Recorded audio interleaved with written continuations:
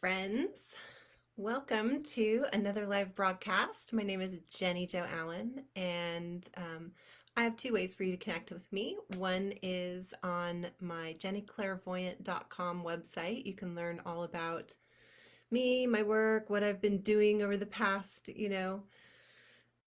couple decades. And as far as healing goes, another website that is new to me and is full of all different kinds of amazing stuff, including a light code gallery where you can see all of the incredible light codes that have come through and the drawings there. And that is alignyourlight.com. And you can explore stories and all kinds of things on there. All right, so today, the big question, do you have to be an expert in order to use crystals effectively? And so this is something that I'm wanting to talk about because I'm part of several groups on Facebook. And in one of the groups, I posted a pretty picture of a crystal grid that I had made for sweet dreaming. And there was somebody that responded like, oh, you can put together some pretty looking grids, but they won't be effective because if you don't know exactly which crystals cancel out other crystals. And I was just like, oh my gosh, no. Wow, what a naysayer. Um, to me, saying that you have to be like totally clairvoyant or you have to be super knowledgeable about what all the crystals mean in order to put together a grid that's effective is like I don't believe that. And it really rankled because it just reminded me of how through the last several thousand years the church has been, the church elders or the church fathers created this separation and between the people and the divine messages, that in order to receive divine messages you had to be close to God in the way that they prescribed. And I'm not down on religion. I've studied lots of religions. I think that religions have an incredible common denominator of love. And but there's a history there of separation. And this is the same kind of feeling that I was getting from what this person was saying about how you have to be clairvoyant or you have to be super knowledgeable about crystals in order to be able to use them effectively. I don't believe that because I've watched the way that crystals interact. They love to adapt their energy and help. They want to help. If you connect with them, they will connect with you. And that is the truth that I've been seeing for years and years and years. And it's one of the reasons that I love crystals so much. So myth number one, crystals emit energy without any input from us. Sorry, wrong. Crystals do emit their own energy, and that's why specific crystals have specific attributes, and you can read all about them online in books from all different kinds of people that have gathered information from guess what source? Somebody else. Somebody else felt in and recognized the energy signature or the quality that the crystals emit. And then, in some cases it's just like it became a common knowledge thing where as soon as somebody saw that crystal, then they would reach out with that expectation of what that crystal is going to provide for them. Do you see where I'm going here? Is that, in my opinion, yes, crystals do emit certain energies, frequencies that lend themselves well to helping us with healing different things or with inspiring in different ways or giving us energy to get things done or mental clarity and things like that. Yes, they do.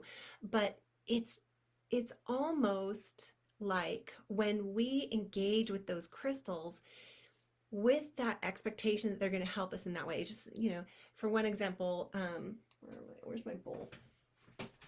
So I've got this bowl of bracelets here. So I'm super into the bracelets. Anyway, this one is hematite, and hematite is it's a blood healer, but it's also great for mental acuity.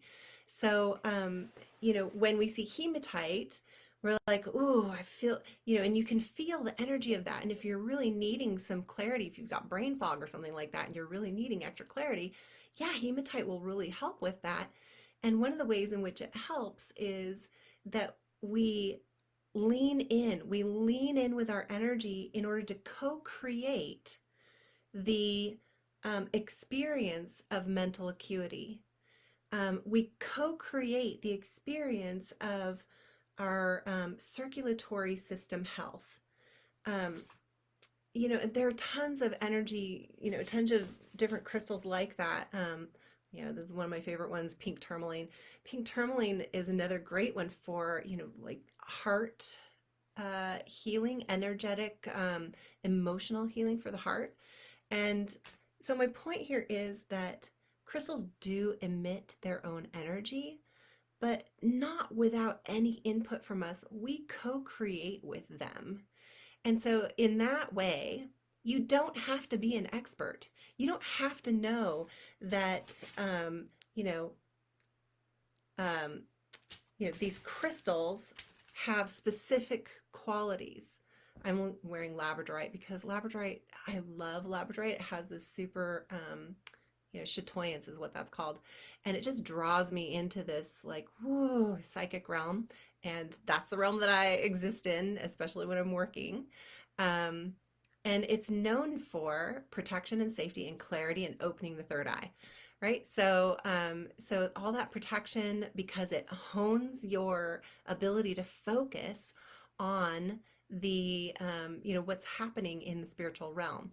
And that's my take on why it adds protection, or why it gives protection, is that it helps us with awareness. And whenever we're aware of our surroundings, we are more protected because we know what's happening. We don't get surprised, right? So anyway, myth number 2, that you have to be an expert on crystals in order to use them effectively. So, I kind of debunked that myth already with, as soon as we lean in and love, like we expand our own energy to meet the crystalline energy, the vibration that they hold. As soon as we lean in and meet them there, we are co-creating with them. You don't have to be an expert. Okay, so myth number 3, crystals are not affected by our energy. Oh my gosh, wait a minute. We know that they are, because crystals sometimes become clogged with energy. They become bogged down with negative energy, or with, energy that is exhausting, like grief, or, emotionally. Typically, it's emotionally exhausting energy. And they become bogged down with that because they want to help. Otherwise, why would they? They wouldn't. They would be unaffected. But they become bogged down because they want to help, because they are co-creating the healing with us. So, that myth that crystals are not affected by our energy, and that they are this like standalone thing, and all you have to do is memorize what their different attributes are. Sorry, no. No, we co-create with the crystals. I'm wearing rainbow moonstone on my ring. We co-create with these crystals, and they do have their own energy, and they rise that energy, or they share that energy to meet us in a way that we can interact with them. And so, if you haven't been to my YouTube channel yet, check it out. I'll put it in the comments. It's a great way to, I have like a free video, or a free, tutorial, of a little video tutorial on how to clear and charge crystals. And one of the things that I love about crystals is that This one's blue kyanite. Blue kyanite's so amazing. It just keeps the energy moving. It's a very active crystal. It doesn't absorb negative energy because it moves so fast. It moves its own energy so fast. And so it helps to clear other crystals too. But one of the things that I love to do with crystals is just see how I'm like going like this. I'm all like giving it love. It's almost like it's a little pet, like a little pet. And I'm just, giving it, saying hello, letting my energy meet its energy and letting its energy kind of get used to my energy.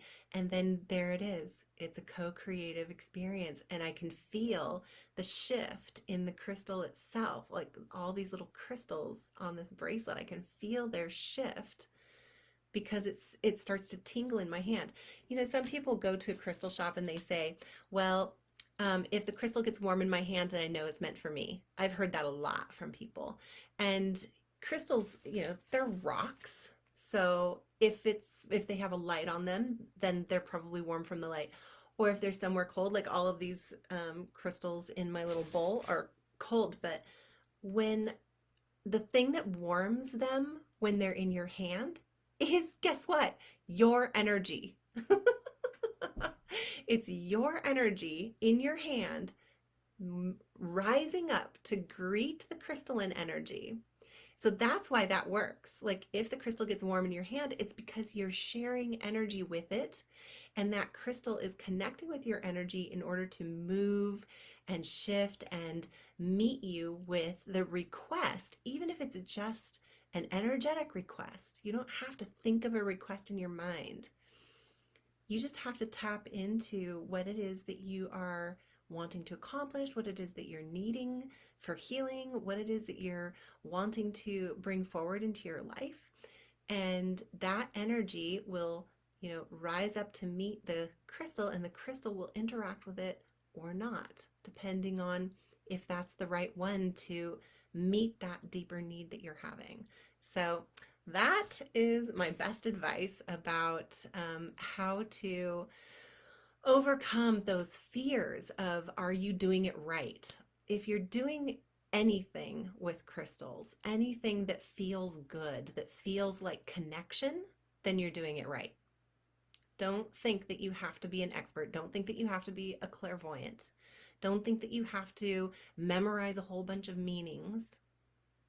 All you have to do is tune into your own feelings.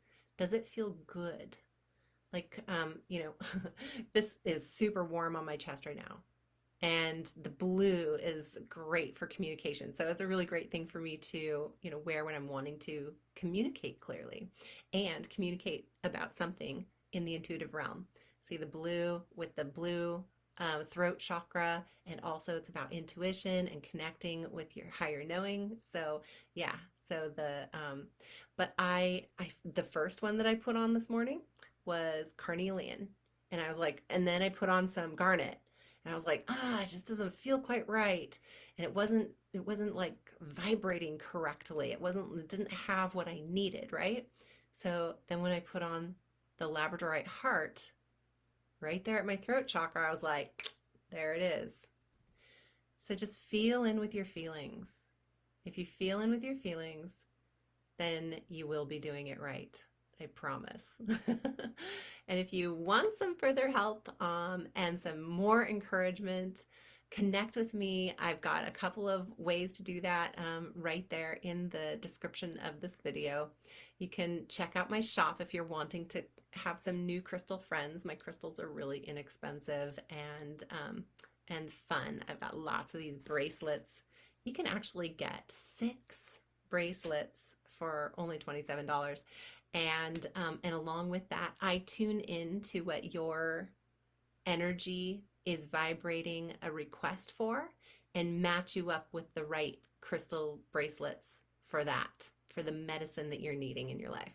So it's kind of like getting a free reading along with just the $27. I think that breaks down to less than $5 a piece. Yeah, totally. Less than $5 a piece for these super beautiful, lovey. Oh my gosh, I have so many. Anyway, yeah, jump in now and do some more exploring on my website. And I hope to see you the next time on the flip side. And in the comments, if you want to post a picture of your favorite crystals and how you use them, I would totally love to see that. So go ahead and do that, and I will catch you next time. Love and blessings.